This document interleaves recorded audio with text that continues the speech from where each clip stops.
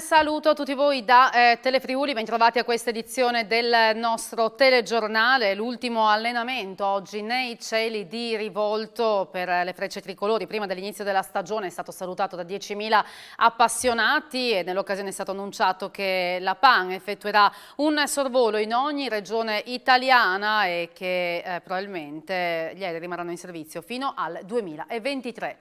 Almeno 4.000 persone hanno partecipato oggi all'ultimo volo addestrativo delle Frecce Tricolori, raggiungendo di buon mattino l'immenso prato verde dell'aeroporto di Rivolto. Un'occasione riservata soprattutto ai soci dei club sparsi in tutta la penisola, in attesa dell'avvio della stagione acrobatica che inizierà a Molfetta Giovinazzo in provincia di Bari il prossimo 7 maggio. La formazione come al solito ha incantato il pubblico con un repertorio accompagnato da musica e piena di ritmo. Soddisfatto il comandante della pattuglia. E sono stati ancora 2 volte bravi proprio perché c'era il vento oggi. Esatto, oggi le condizioni atmosferiche per fortuna come nuvolosità e visibilità erano buone, quello che ha impattato in maniera importante è stato il vento. Oggi era l'ultimo addestramento acrobatico delle Frecce Tricolori ed è stato molto addestrativo perché con questo vento intenso i piloti hanno dovuto sudare non poco per condurre il volo nella maniera opportuna. Evoluzioni travolgenti che hanno fatto vivere ai presenti emozioni indescrivibili grazie alla bravura dei piloti e a quei gloriosi Ermacchi MB339 che probabilmente al termine della stagione 2023 dovrebbero terminare il loro servizio ed essere sostituiti da altri velivoli. Ma intanto dalla voce del capo di Stato Maggiore dell'Aeronautica una promessa. Comandante, lei ha dato una notizia, un sorvolo in ogni regione italiana. Questa è l'idea a cui stiamo lavorando a Roma e ritengo che sia un nostro dovere e un piacere iniziare le regioni d'Italia perché da tutte le regioni d'Italia vengono reclutati i nostri militari che rappresentano un fiore all'occhiello dell'Italia e quindi penso che sia giusto che nei primi 100 anni di vita diciamo grazie a queste bellissime regioni, a questo bellissimo paese. L'abbraccio tricolore che c'è stato durante la pandemia è stato soltanto il preludio, allora abbiamo pensato perché no? Andiamo in tutte le regioni o attraverso sorvoli, attraverso manifestazioni e ringraziamo il popolo italiano per quello che ci dà. Da un lato l'importante lavoro della diplomazia, dall'altro dobbiamo garantire di essere pronti a chi deve decidere, l'ha detto il capo di Stato Maggiore dell'Aeronautica commentando l'attuale situazione in Ucraina. Si parla ormai di un conflitto a lunga, purtroppo gittata. Lei non ha la sfera di cristallo, ma che sensazioni ha?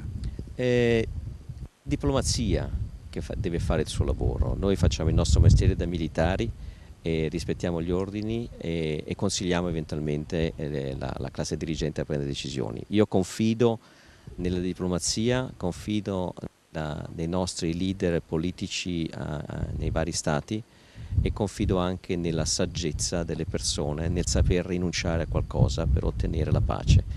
E non c'è nessun pacifista che il militare e questo è il nostro, però dobbiamo essere pronti e quindi questo è il mio mestiere, questo è il mio lavoro. Il mio mestiere e il mio lavoro è quello di dare la possibilità a chi deve prendere decisioni di essere tranquillo nella decisione che dovrà prendere.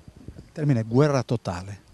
La guerra totale sono termini, in passi termini giornalistici. La guerra è guerra, non c'è una guerra totale, una guerra parziale. Se c'è è brutta, è difficile, è complicata e si sa quando si inizia e non si sa quando finisce.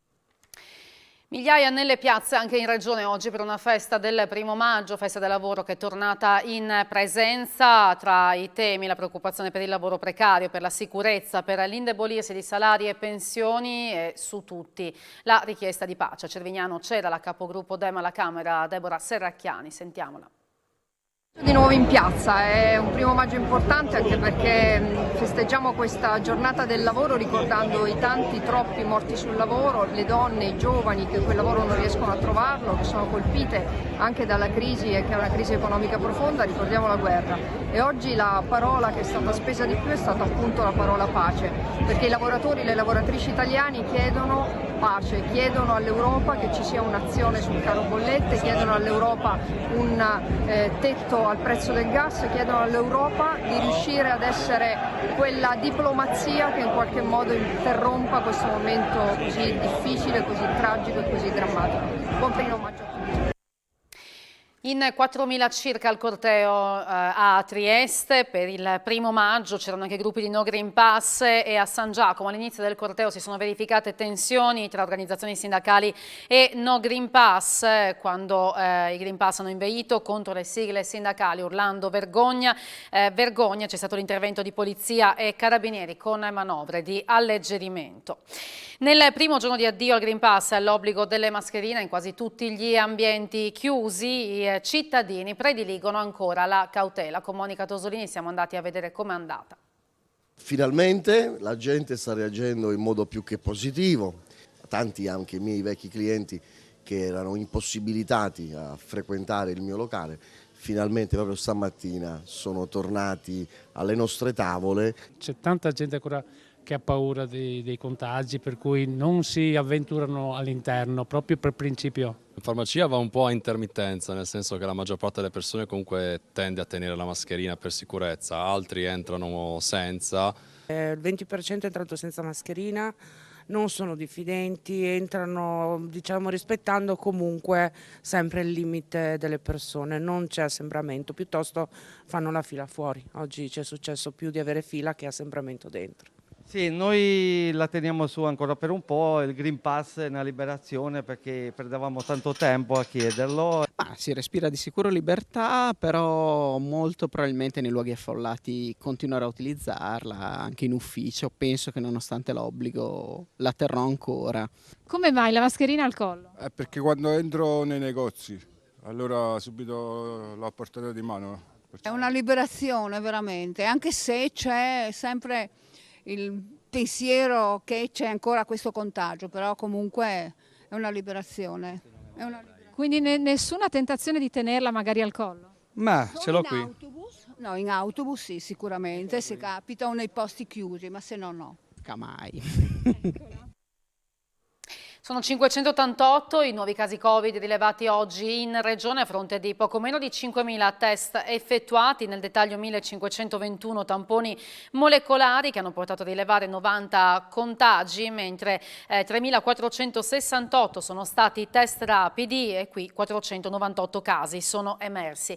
Restano 3 le persone ricoverate in terapia intensiva, 163 quelle in altri reparti, 2 le persone decedute con Covid, una 90enne di Nimis e una 87enne di Saranzano, entrambe erano ospiti di residenze per anziani. Le persone in isolamento scendono a 23.967. Intanto ci sono ancora polemiche sulla sanità. Dopo la richiesta delle opposizioni di dimissioni di Riccardi, il comitato Io voglio l'ospedale a Cividale annuncia nuove manifestazioni in estate per chiedere la riapertura dei servizi sanitari sospesi durante la pandemia. Sentiamo in questo servizio anche la replica del stesso vicepresidente della regione. Il mio comitato rinnova la collaborazione con l'associazione Diritti del Malato per la riapertura dei servizi a Cividale e anche dei tempi di attesa che sarà coinvolta, speriamo, anche Cividale. Nel mio programma adesso una visita mia personalmente nei paesi delle valli del Natisone e un'altra manifestazione nel mese di giugno e se non basta, se non ci sentiranno a Trieste, un'altra in settembre. Credo che la gente sia consapevole che il diritto alla salute diventa un diritto inalienabile. Le persone devono richiedere i servizi, pagano le tasse per avere la salute e la sanità a Cividale e ora naturalmente che questo diritto venga rispettato. Noi ci siamo impegnati a riaprirlo, naturalmente dovremmo avere le condizioni per farlo. La pandemia, l'emergenza è finita, ma la pandemia continua ad esistere con oltre 1 migliaio di casi di infezione al giorno. Fortunatamente sono casi diversi, sono casi che non presentano una domanda ospedaliera. Noi dobbiamo rifondare il Servizio Sanitario Nazionale e lo dobbiamo rifondare su basi che tengano conto di modelli organizzativi che sono completamente diversi da quelli che hanno ancora in mente alcuni nostalgici. Noi viviamo fortunatamente molti anni di più, quindi viviamo con delle cronicità. Le cronicità non si risolvono dentro gli ospedali e quindi noi dobbiamo modificare questi processi consentendo alle persone di avere delle risposte che non devono trovare risposta dentro l'ospedale, perché in ospedale bisogna andare solo quando c'è la necessità. La cronaca con un incidente che si è verificato ieri sera, poco dopo le 22 in via Slat a Gorizia, nel rione Piedimonte, dove si stava rinnovando la tradizione del Mai, l'albero che viene issato per festeggiare i neo-diciottenni, albero che per cause al vaglio degli inquirenti, tra l'altro è stato aperto un fascicolo da parte della Procura di Gorizia, l'albero è caduto travolgendo una donna, una trentenne del luogo, è arrivato anche l'elisoccorso per portarla in ospedale. Grande affluenza alla 74esima Sagra del Vino di Casarsa, che è tornata dopo 2 anni di assenza, oltre 700 i partecipanti oggi alla Marcia del Vino. Che noi abbiamo puntato come volevamo ad una sagra della ripartenza, e la ripartenza c'è stata. Anche la scelta di individuare i target su cui confrontarsi, che è stato le famiglie, una sagra popolare e la sagra per i giovani, che possono vedere anche dopo 2 anni di pandemia come si può dire, una società che si sta risvegliando. In queste prime 2 settimane c'è stato un successo incredibile e una volontà di partecipare, una gaiezza e una gioia nelle persone incontenibile, e questo è il grande risultato che siamo tutti molto contenti e soddisfatti. Come tradizione vogliamo mantenere anche i legami con tutte le sagre passate. Il 2 maggio ci sarà una festa dedicata, pomeriggio dedicata ai bambini, e poi la grande serata clou con 5 DJ casarsesi che ci lieteranno fino ai fuochi artificiali virtuali. E ora andiamo a Campo Formido, dove ieri in una caldissima palestra è andato in scena l'ultimo atto della stagione della Jolly Handball. È arrivata una sconfitta che di fatto chiude appunto le speranze di promozione, ma la società non è affatto delusa per una stagione comunque straordinaria di una squadra giovanissima.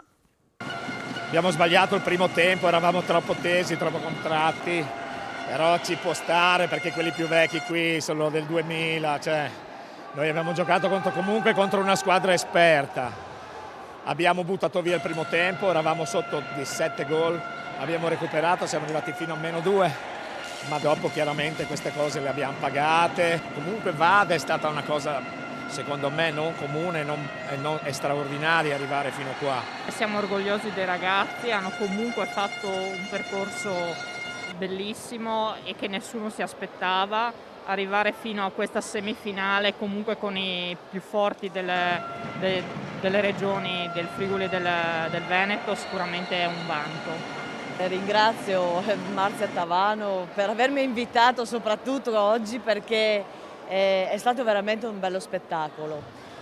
Allora, dispiace aver perso, questo sicuramente, ma comunque questo ha portato Campo Formido in vetta comunque al campionato di pallamano.